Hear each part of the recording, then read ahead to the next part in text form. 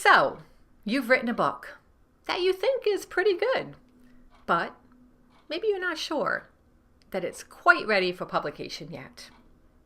That is where beta readers come in handy. Yes, beta readers. My name is Susie Carr, and I am a novelist, a podcaster, and an overall motivator for creative mindsets. I just recently published my 13th novel, The Pet Boutique, on March 1st, 2019. And I most definitely used beta readers in the process because I find them invaluable. I use them for every single book that I've ever written. So what is a beta reader? A beta reader, quite simply, is an unpaid test reader. Somebody who is willing to read your book before it goes to editing, before it goes for proofreading, before it goes to publication. And that person will give you an honest critique, right? So in terms of why you need them, they offer that objectivity. When you've spent so much time writing a novel, it's really hard to be objective with your own work. It's hard to see the mistakes, the flaws, the pitfalls. It's hard to see what needs to be built up. And that's where test readers can really come in handy and help you to make that manuscript as best as it can be before it goes to professional editing and then ultimately publication. My process is I write my book. I try to make it as great as I can and usually takes me a good 5 drafts. And then when I think I can't make it any better, I send it to my beta reading team. And they come back with critique, and it's so helpful. And my book was definitely not in a perfect place or ready for publication because there are so many things that they point out to me that is so helpful. And then I'm able to refine all of that, and then I'm able to send it to my professional editing team and then proofreading team. And then I can publish it with confidence, knowing that it's been through all of those sets of eyes and has really, it's stood that test of time and it's been tested. So I feel more confident. So how do you get the most out of your beta readers? Well, you want to make sure that you have a good sampling of beta readers. A lot of people will ask me, how many do I need? I personally use 5 to 6 beta readers, and I think that's a good number. It gives me a good sampling and a good blend of opinions without being overwhelming. And it also helps too, like if somebody has to back out for a personal reason, I still have some backup. You don't want to have 1 or 2 people and then all of a sudden you realize they can't send you the manuscript in time and then you're behind your schedule. So you want to just make sure you have a good 5 to 6 people on your beta reading team. You want to make sure that you're setting the expectations and you're making them clear. What are you looking for? Personally, I look for plot inconsistencies. I look for characterization problems. I look for plot line problems. I look for redundancies. I look for things that make their eyes roll and they just things that are a little too mushy or too cheesy. I want to hear it. I want to know from these readers what is making them want to close the book before they're done reading it. This is the time to get that feedback from them. I also set a time frame. So I say, I would like it back within 4 to 6 weeks. It's typically my time frame. I feel like that gives them enough time to read it and provide that critique. And I'm very lucky. My beta team has always just performed well with that. They've given it to me well within time frame. So it's definitely important to have that time frame written down and just communicated to them. Let's see. Last thing with what's getting the most out of them is, God, you want them to be hard on you.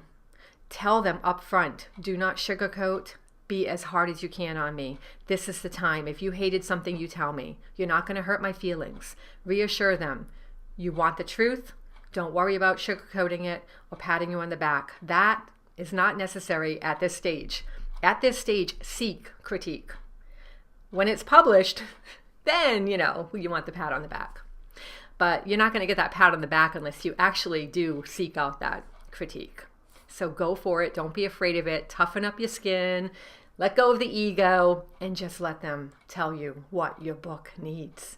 Because if they find inconsistencies and you don't agree with them, right? which is usually the case at first glance. You're like, oh, this is my story, my baby. What do you mean you don't get this? What do you mean you don't like this character? You've got to be willing to let go of what you've written and absorb what they have said. Really take it to heart and really, really consider what they say. Because if they are thinking it, somebody else, sure enough, will be thinking it too. And just drop the ego. Let go of the pride. Forget about all the time and effort you put into it. And let them tell you the truth. That's what you want. Okay? All right. So how do you choose one? Well, there are many options out there. I personally look for people who have critiqued me negatively, but in a very, very helpful way on Amazon and Goodreads. I've picked out a couple of beta readers this way. And the reason I ask them is because I want somebody objective and I want somebody who's going to tell me the truth. And I want to know that they think critically. And so I go out there and research and find these people on my own. And I know that they think critically and they're able to because they have done so in the past. Okay, so if you don't have books that you've published before, look at people who you like to read or who are in your target audience and look at reviews and find critical reviews and reach out to those people. Also, there are organizations out there within your target audience that might be able to help.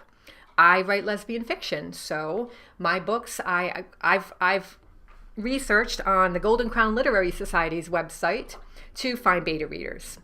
So that's another way. Let's see. One thing I want to caution about is do not use family and friends.